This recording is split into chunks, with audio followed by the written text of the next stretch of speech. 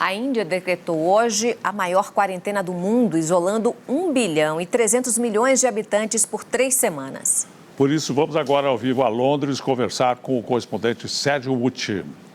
Boa noite, Sérgio. Qual é o impacto dessa medida num país tão populoso? Boa noite, Nascimento. Boa noite, Raquel. Boa noite a todos. Bom, é um impacto gigante, da proporção da Índia, que tem 18% da população do planeta. 1 em cada 6 pessoas do mundo mora na Índia. E o país tem pouco mais de 500 casos e, se não tomasse medidas drásticas agora, poderia viver aí uma tragédia sem precedentes, como aqui na Europa já vivem a Itália e a Espanha, por exemplo. Os espanhóis tiveram hoje mais um dia trágico, mais trágico desde o início da epidemia, 514 mortes, já são quase 3 mil no total.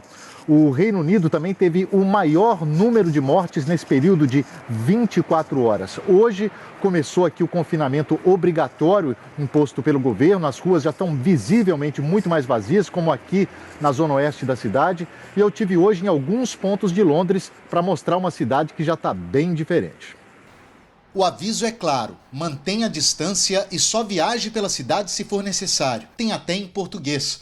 Jornalistas têm autorização do governo. No metrô vazio, eu sigo em direção ao centro. Eu já passei por 6 estações, 6, e ninguém entrou. Várias outras paradas, nenhum passageiro.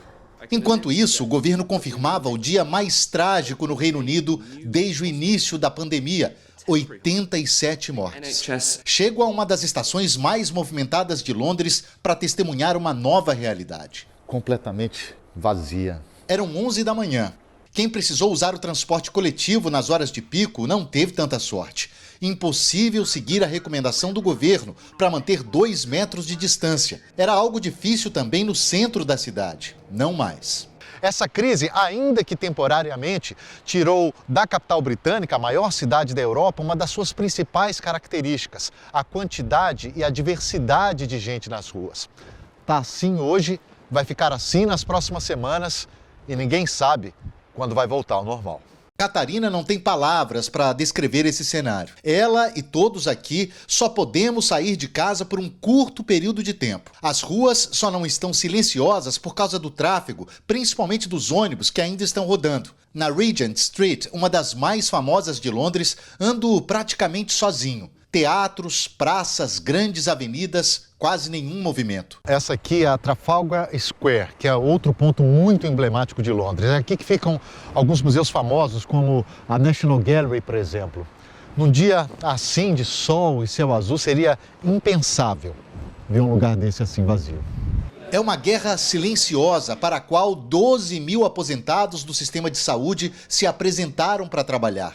Entre eles, quase 3 mil médicos e 6 mil enfermeiras. Parte vai para este centro de convenções em Londres, que está sendo transformado num hospital temporário. Fábricas de carros e de aviões foram convocadas a produzir ventiladores respiratórios.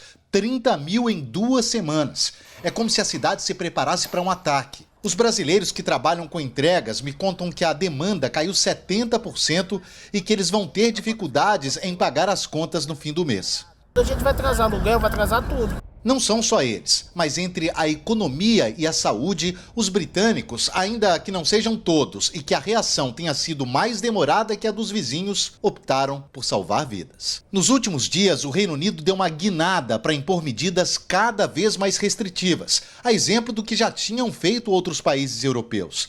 As próximas semanas vão revelar se as ações vieram no tempo certo ou se aconteceram tarde demais para evitar a tragédia que já é realidade em outras partes do mundo.